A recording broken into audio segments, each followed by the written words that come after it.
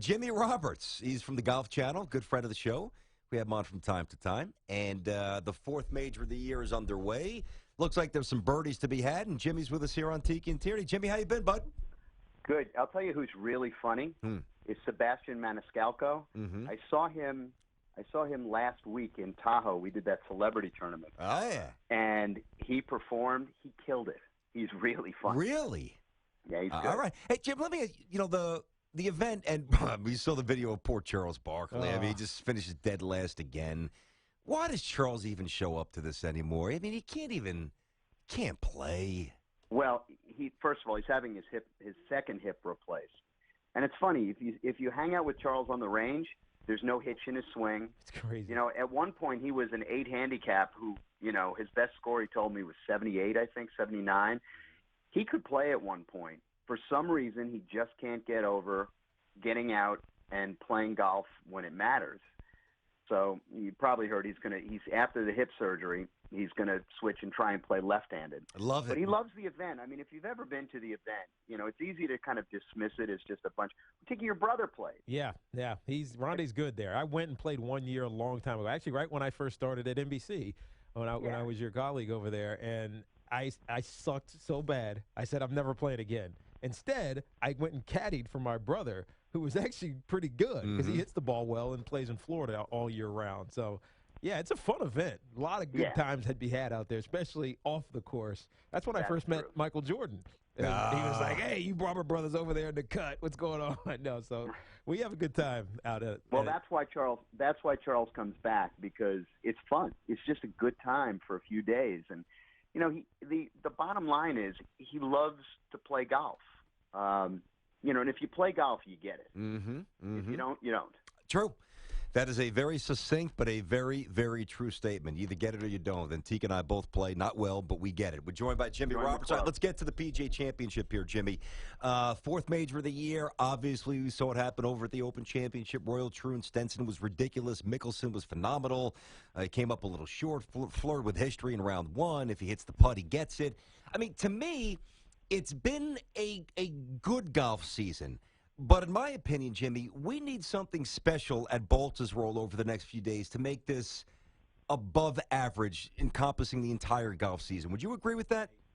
Well, it depends on your perspective. I think it's kind of like getting back to what we just talked about. If you play golf, you get it. If you don't, you don't. In this case, I think it depends on what type of golf fan you are. If you're a sports fan who's interested in golf a few times a year, I would agree with you. If you're a golf fan, it's been just an absolutely fascinating season. I mean, I did a dinner in Scotland 2 days after, had spoken at dinner 2 days after the Open Championship was done.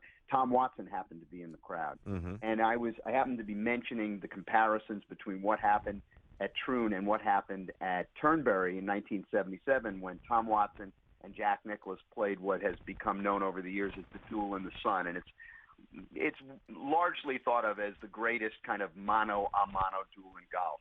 They both shot 66 in the third round playing together. And in the last round, Nicklaus shot 66 again and lost because Watson shot 65.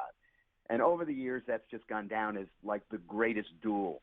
Well, I was mentioning kind of the comparisons to that year and this dinner speech. And Watson interrupted me and said, no. This year was better. So if you're better than the best duel ever, that's pretty special. Then you got Dustin Johnson breaking through, and you got, Danny Willett, who people weren't excited about, but really the headline there was that Jordan Spieth was going to win the Masters again and then just crashed and burned. So I think the bottom line is it all depends on how you look at it. Yeah, no, I think you're right. When you go back and look at it individually, there were some great stories around all the Masters. What do we expect from this final major on the PGA this year from Baltusrol?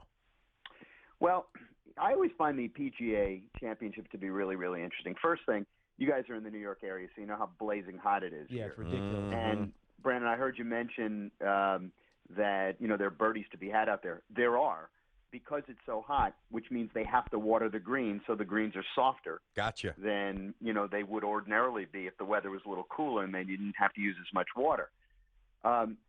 This is, to me, the least quirky of the majors. You know, the U.S. Open is a war of attrition.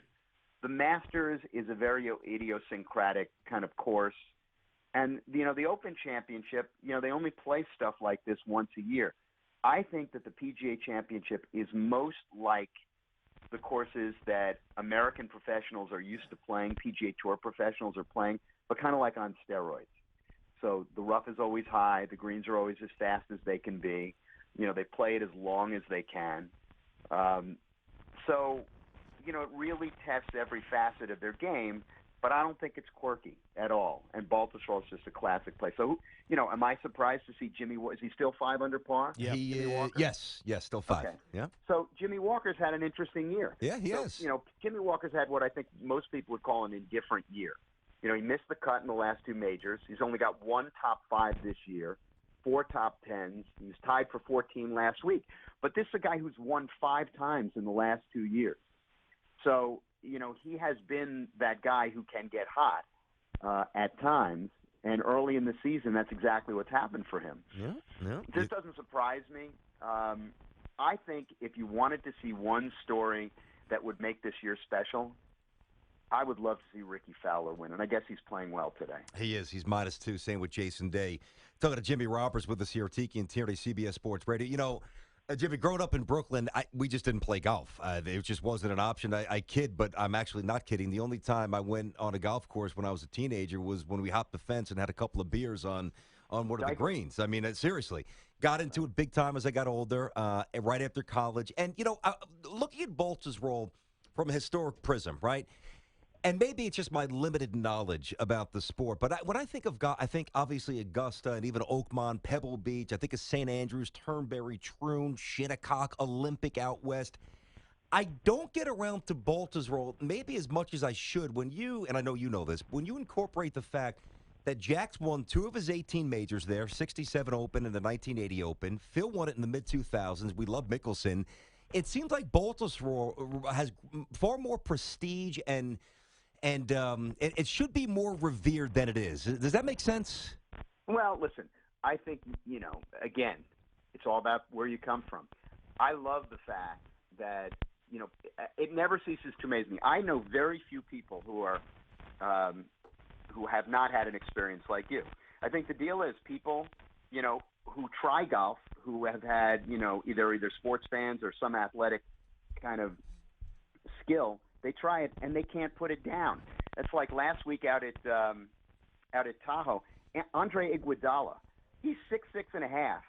He's played golf for 3 years. He can't get enough of it. Yeah. And I think that's very kind of.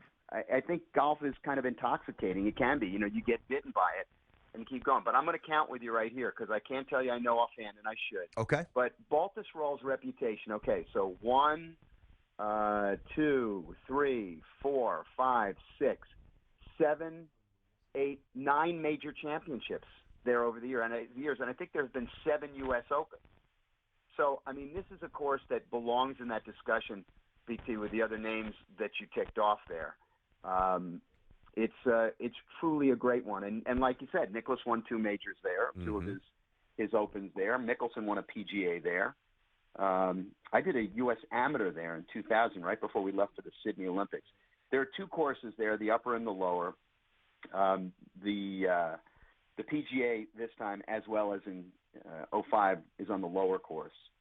But it's all that. Okay, let's just put it that way. It belongs in that discussion. Jimmy, before we let you go here, give us a thought. Who you think's going to win this final major? Geez, I don't know. You know, Tiki, it's so. You know, I hate to trot out the old cliche, but you know, it is true. You can't win on Thursday, but you can lose. Yeah. A championship.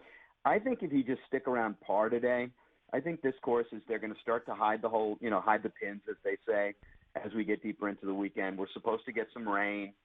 I don't have any clue. Like I said, I'll tell you what, I'll be watching because, you know, with the proliferation of all these events in the game of golf, many of which I just don't care about, even though I'm told I'm supposed to care about them. Yeah. This is one that I care about in a big, big way because it's one of the four most important. It's a biggie. No doubt. Oh, you know what? Anybody get home in 2? I know we got a break on 17. Anybody there in 2 yet today, Jimmy? I don't know. I haven't seen, but, I think John Daly did it in what tournament was that? 93, I think it was. Yeah. Right? He did it with a one iron. He did use a one iron. Even Jack in his day in '67 had to lay up there, and it was shorter then. So that'll be fun to watch. It was pretty heavy though. 649 yards. Jimmy, enjoy it. Have a great weekend. Appreciate the perspective. Always nice. Thank you. All right. Good to talk to you guys as always. Take care, Jimmy.